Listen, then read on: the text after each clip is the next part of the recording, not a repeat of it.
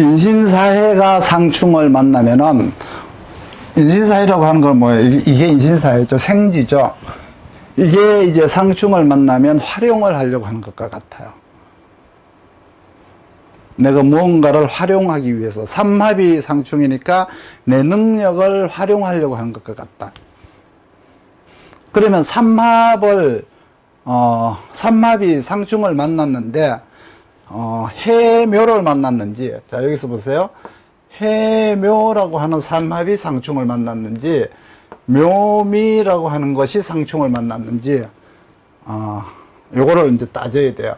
우리가 흔히 방합이다 그러면 인묘진 세 개가 다 있어야 방합이라고 생각하고, 뭐 삼합이다 그러면 이 세 개가 다 있어야 삼합이라고 생각하는데, 그렇지 않아요. 그냥 인묘만 있어도 방합이고, 묘진만 있어도 방합이고, 인진만 있어도 방합이에요. 그 해묘미 삼자가 다 있어도 방합이고, 해묘가 있어도 방합, 묘미가 있어도 방합, 해미가 있어도 방합이에요. 뭐 왕지가 없으니까 방합이 아니다, 삼합이 아니다, 이런 거는 없어요. 단지 그 사람의 어떤 그 능력의 정도를 얘기하는 거고, 그 사람의 쓰임의, 환경의 쓰임의 이제 그 정도가 다를 뿐이지, 왕지가 없다고 방합이 아닌 게 아니고, 왕지가 없다고 삼합이 아닌 게 아니고, 해미로도 얼마든지 방합이고, 삼합이고, 인진도 얼마든지 방합인 거예요.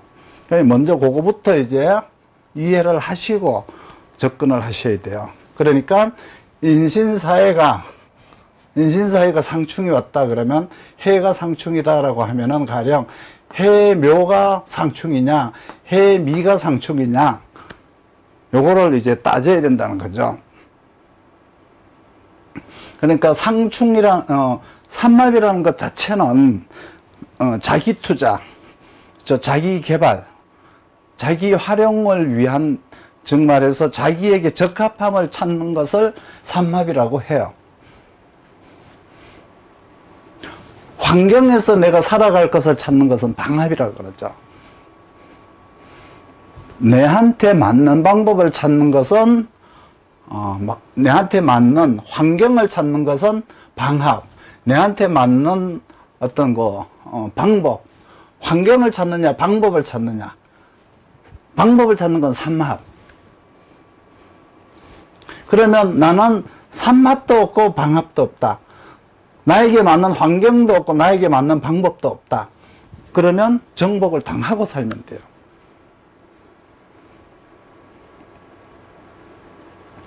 그런 사람들은 정복을 당했다라고 하는 것은 뭐 남편 보기 좋네, 부인 보기 좋네라고 하면 되잖아요.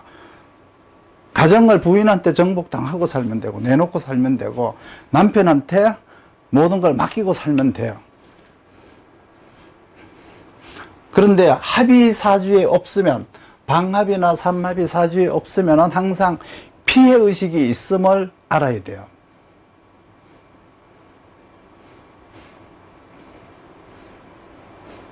그리고 삼합이라고 하는 것은 개인기를 높이기 위한, 자기의 능력을 높이기 위한 끝나지 않는 자기개발이에요.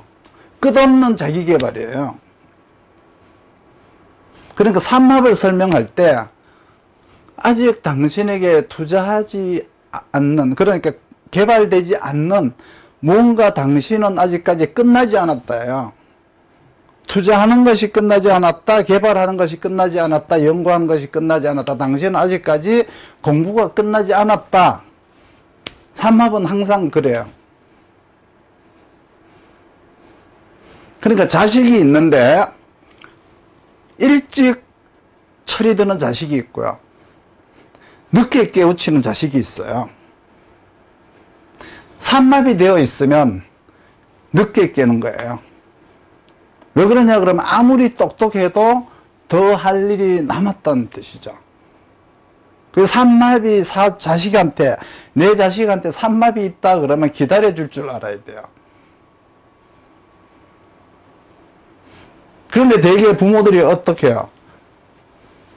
그 자식이 중고등학교 때부터 이미 반은 죽여놓죠. 부모들의 어떤 정성이라는 이름으로 열정이라는 어떤 것 때문에, 부모의 열정 때문에 아이가 그냥 삼마비면은 길게 가야 되는데 오랫동안 써야 될 능력을 초반에 파김치를 만들어 버려요. 그래서 삼마비라고 하면은 본인이 사주든 자식이 사주든 능력이 아직까지 개발 중이다, 이렇게 생각을 하시고, 여기에 이제 상충이 개입이 되는 거예요. 그 상충이 개입이 되면은 이제 더 좋은 것을 찾아가는 거죠. 삼합이 상충되면 능력을 접목한다 그래요. 내가 더 발전을 해야 되니까 실력을 배양을 하러 가야 되겠죠. 그러니까 삼합이 되어 있으면 평생 하나만 주장하면서 살면 안 돼요. 그러니까 이론을 바꾼다라고 하는 것이 나쁜 게 아니고 전통을 바꾸는 것이 나쁜 게 아니에요. 한 가지 이론만 평생 옳다고 주장하면 안 돼요. 항상 무엇인가 찾아 나서기 때문에 복합적 실력이 나오게 돼 있어요. 그래서 요즘 말로 통섭이라고 하죠. 통할 통자. 통섭이라고 해요.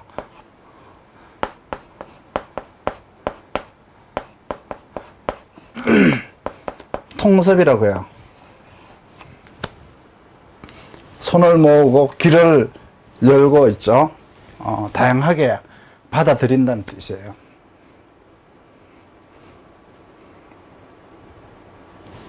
그런데 이런 이제 방합이나 상충이 없는데, 사주에 상충이 없는데 상충이 운에서 오잖아요.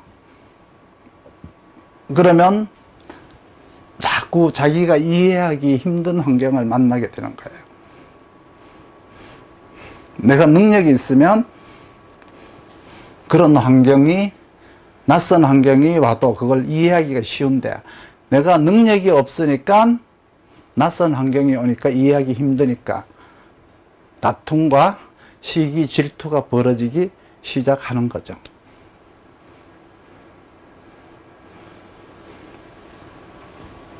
이걸 이제 다시 정리를 하면은, 인신사해라고 하는 것은 활용성이라고 해요. 활용성이라고 하는데, 이걸 점막에서 보면은 역마살이라고 그러죠. 역마살. 이거 자평 명리학 용어가 아니에요. 우리식으로, 이제 우리나라식으로 해석하면은 역마살이다, 집안에 붙어 있지 않고 막 싸돌아다닌다는 의미로 이제 이걸 이제 인신사회를 얘기하는데, 저걸 긍정적으로 해석을 하면은 기여와 봉사예요. 약간 좀 부정적으로 얘기하면 오지랖이 넓다라고 얘기하죠. 그래서 인신사회가 사주에 없으면 어디 가서 청소나 봉사 한번 해본 적이 없는 사람이다 생각하시면 돼요.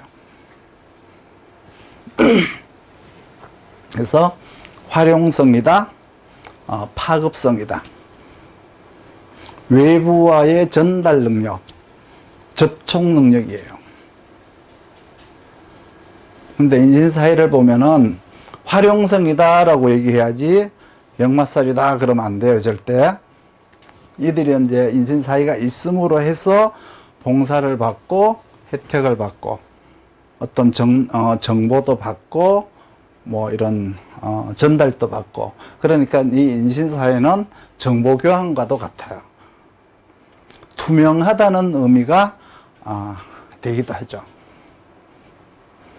거꾸로 인신사회가 없으면 투명하지 못한 사람이 될 수도 있다는 의미도 돼요.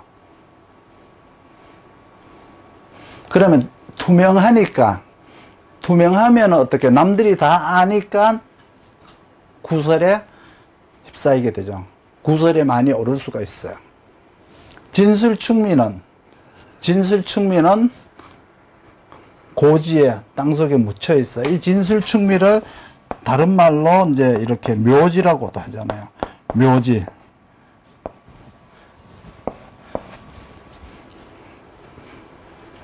공개를 절대 하지 않아요. 진술충미는. 그러니까 남이 씹을 기회가 없어요. 그 대신에 자기는 이런 애들을 씹을 기회는 있지만 자기가 씹힐 기회는 잘 없다는 거죠.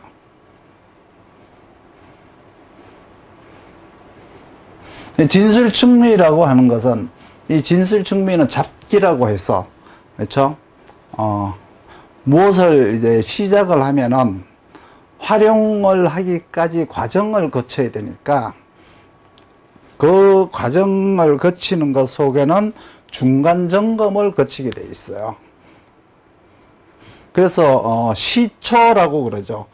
시작을 하고 시작할 초, 시작할 시예요. 시작을 하고 하나의 과정을 마무리하고 다시 시작을 하고, 그러니까 시작하는 게 있고 마무리하는 게 있고 마무리하고 다시 시작하는 게 있어요. 진술충미라는 것에는 바로 이렇게 마무리와 시작이 여기에 들어있어요.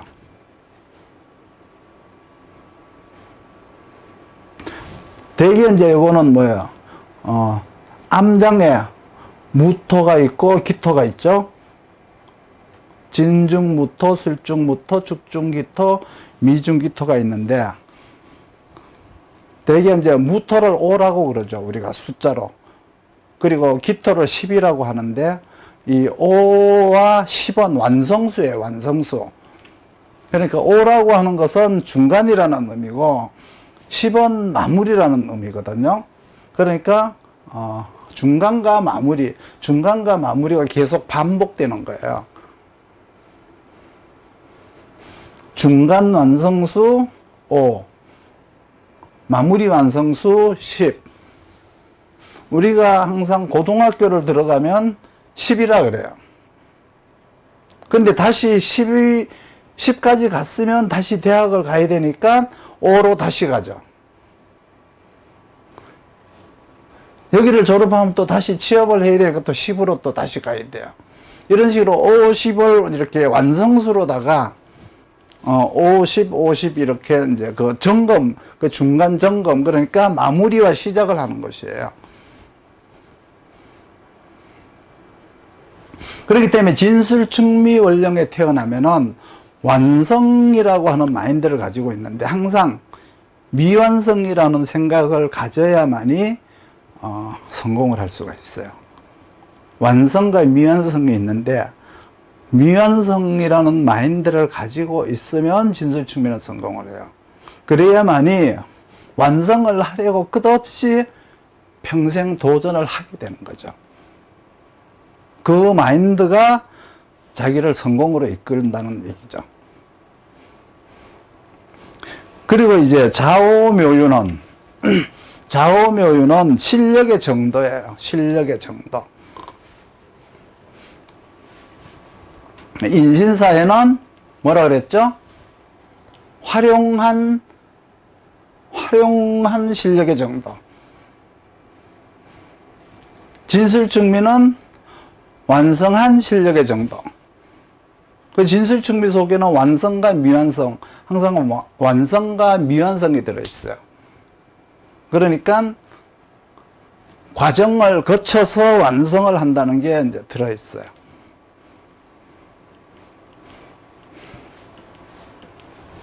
그러니까 이제 여기에서 인신사회와 좌오묘유가 합을 하면 활용실력의 정도라 그래요. 활용과 실력의 정도, 활용과 실력의 정도라고 그러죠.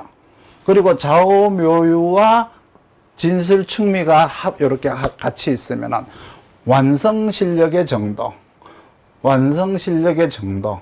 그러니까 활용실력의 정도, 완성실력의 정도, 활용실력의 정도. 활용실력의 정도, 완성실력의 정도가 되는 거예요.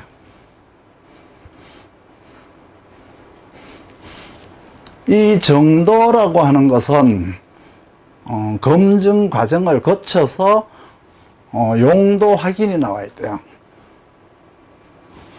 그러면은 요 좌오묘유라고 하는 것 속에는 항상 채용이 같이 있어요. 채용이 같이 들어있어요. 그리고 해라고 하는 것은 인신사해 중에서 이 생지라고 하는 것은 만약에 인이라고 하면 간목이 채예요. 그리고 병화가 용이 되는 거예요. 여기에서는 진술충묘에서 진이다 그러면 진에서 을목이 채가 되는 거고요. 계수가 용이 되는 거예요. 그러니까 토라고 하는 것은 이 토라고 하는 것은 중간 점검을 해달라는 의미가 있고 검증도 거치고 용도 확인이 돼야 되는 거예요. 만약에 해가 상충을 맞았다 그러면은 내 활용성이나 파급 효과가만 있는 게 아니고 다른 사람의 활용과 다른 사람의 파급성까지 접목을 해야 되는 거예요. 사해 상충이 맞았다 그러면 나의 활용 능력, 저 사람의 활용 능력이 같이 접목이 되는 거예요. 해라고 하는 유통망뿐만 아니고 다른 사람, 사라고 하는 다른 사람 유통망을 겸해야 된다는 의미가 들어있어요. 그걸 접목이라고 그래요. 그런데 대개 접목을 해야 되는데 사해충을 맞았으면 내 유통망을 침탈당했다고 말을 해요. 침탈당했다 그러지 말고 받아들였다라고 하는 게 원칙이에요. 내가 사라고 하는 다른 유통 방법을 받아들였다라고 이렇게 하면은 기분이 좋은데 내가 침탈당했다라고 그러면 매우 기분이 나쁘죠.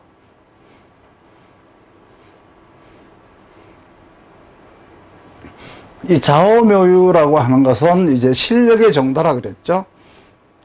어떤 용도가 나오거나 그 용도나 어떤 실력의 정도가 좌오묘유예요. 근데 이 좌오묘유가 상충을 맞으면 용도와 어떤 그 실력 검증을 거치라는 거예요. 그래서 이제 만약에 묘미, 삼합이 해묘미에서 묘미가 내사주에 있는데 상충을 맞았다. 그러면 완성도에 대한 검증을 받는 것이죠. 해묘다라고 하면 활용 능력에 대한 검증을 받는 거예요. 해묘라고 하는 것은 검증의 정도에 대한 검증을 받는 거예요. 상충은.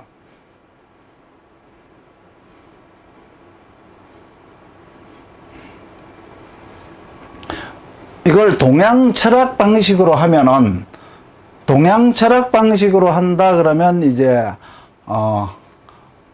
인신사회를 생지라고 하죠. 장생이라고 하죠. 장생. 그 장생이라는 의미는 크다는 의미, 크다, 길다, 오래 가다라고 하는 의미가 있는데, 장생이다 그러면은 오래 갈게 했까, 크게 써먹을게 했까, 길게 유지할 계획을 가졌다는 뜻이에요. 장생이다. 생지다, 여기 장자가 빠진 거죠. 장생지다 이러잖아요. 그렇죠?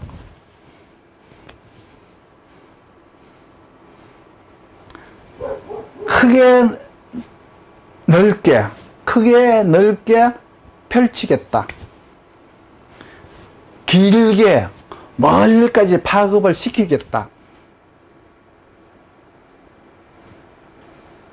길다라는 게 멀리까지 파급을 시키겠다는 의미도 있고, 시간적으로 오랫동안 길게 활용하겠다는 의미가 들어있어요. 그게 이제 인신사회의 장생에 들어간 내용이에요. 이걸 이제 12운성 방식으로 설명을 하면은,